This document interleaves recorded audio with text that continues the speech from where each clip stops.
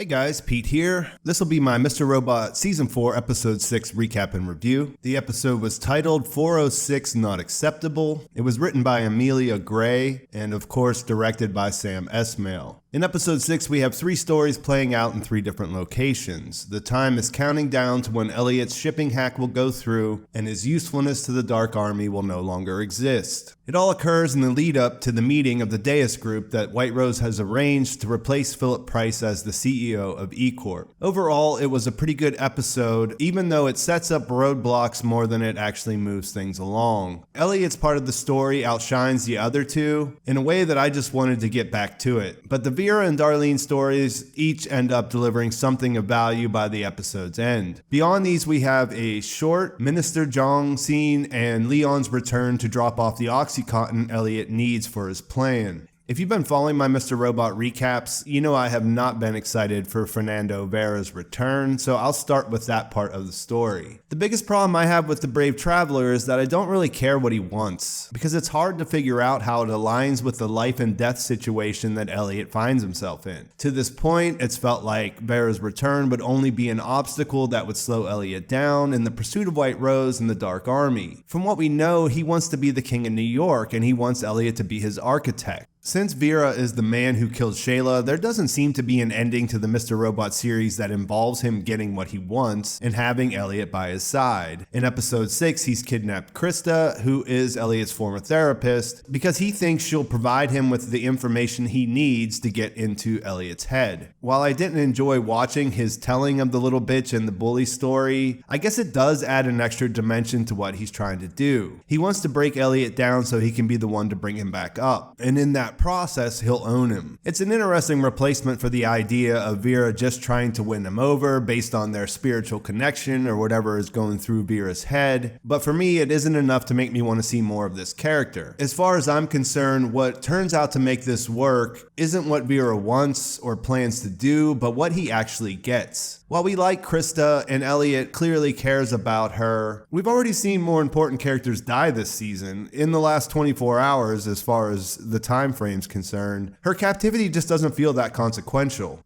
But she does have information that no one else has. She knows about Mr. Robot, and she tells Vera this is the way to break Elliot. What's interesting about this is, whatever Vera tries to do with this information, it now has the potential to provide us insight into the third altar. That mystery has been on the back burner for several episodes now, and I can only hope that Vera can help us get back to it if he has to play a role in the rest of the season. We know he has Elliot in the trunk of a car, and we know that the Deus Group meeting is going to be happening on this same day. I'm hoping this whole abduction will bear fruit in the way of the mystery about the altar rather than just being something to hold Elliot up. It feels possible, based on everything that's going on, that this could be the thing that triggers Elliot to understand what that third altar is.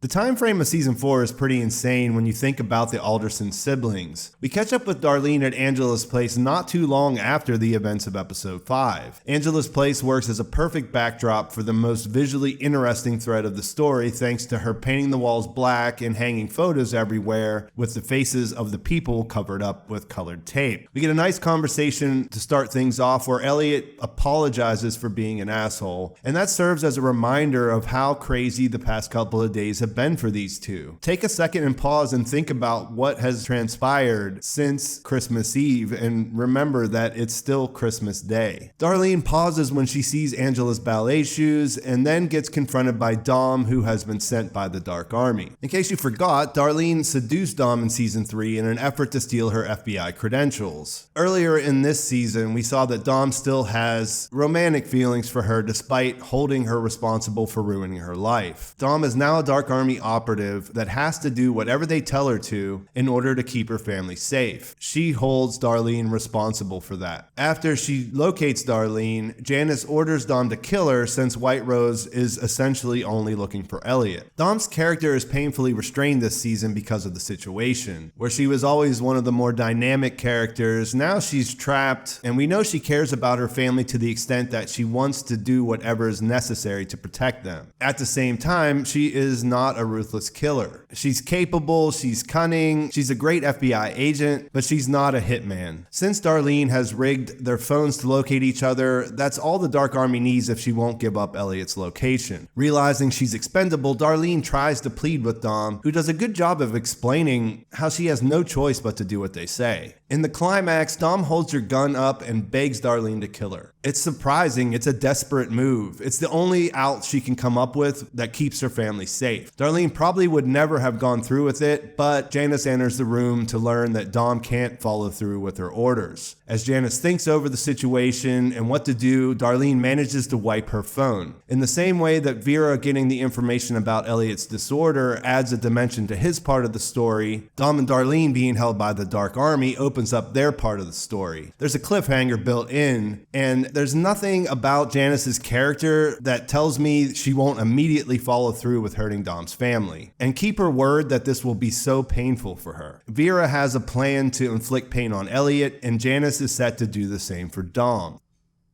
Speaking of Elliot, his part of the story is all about crossing lines. In the short amount of time that's passed since he first met Olivia and made that human connection with her, a lot has happened. He lost an ally in Tyrell, pulled off an incredible heist, he's been chased by the cops, and he was hit by a car. Still, the decision he makes to manipulate Olivia is as dark as we've ever seen him go. It's uncomfortable to watch, and Rami Malek really gets to show off his acting chops here as he pushes aside morality to get her to do what he wants.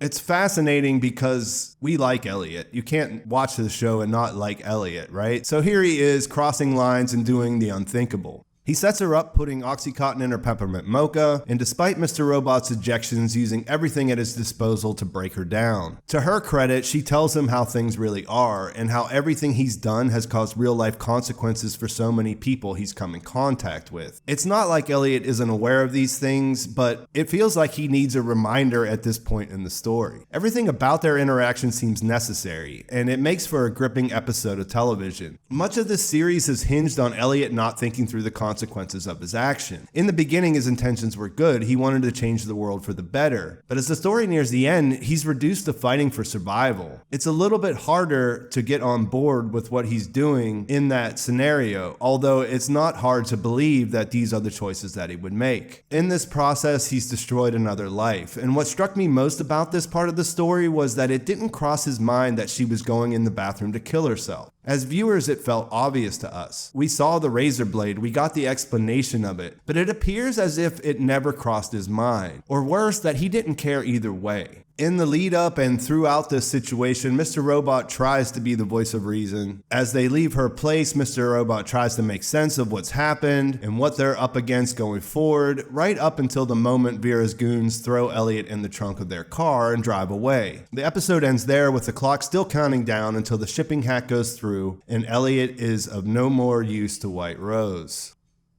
I don't know about anyone else, but I have to say that Elliot not talking to us is starting to wear on me at this point. Mr. Robot's narration just doesn't do it for me. It serves its purpose, and I'm sure this is a creative decision where they're trying to build up whenever he does start to talk to us again, but it does feel like there's something missing. And while it does also give Rami Malek the opportunity to shine as an actor, like there were some really good moments here just before he decided to threaten Olivia, for example, as he listened to her tell him just how bad of a person he actually is. It does actually enhance those situations, but I need him to come back to us. Please, Elliot, we need to hear from you. We need to hear what's going on inside your head. Leon coming back feels important. I really don't see him only coming back into the story in order to drop off some drugs. It was cool that they were at Ron's and there was that callback to the pilot episode, but I think Leon is going to have to play an important role. We have to give some props to Janice. She's a great new character. If we can't have Irving back, she's a pretty good replacement. Her reaction when she walked in on Dom and Darlene was pretty amazing, and she's just creepy all the way through. It's a little bit unclear to me what Minister Jong is actually doing here. We know that Elliot is essentially dead once the shipping hack goes through. Since there's got to be a dead man switch involved in the hack, he has to keep Elliot alive, but it'll be curious to see why he thinks thinks that whatever he's going to show him is going to change his mind about wanting to fight back. Although with Elliot and Vera's trunk, there's a lot of hurdles that have to be jumped over before we're going to get those two together in a room.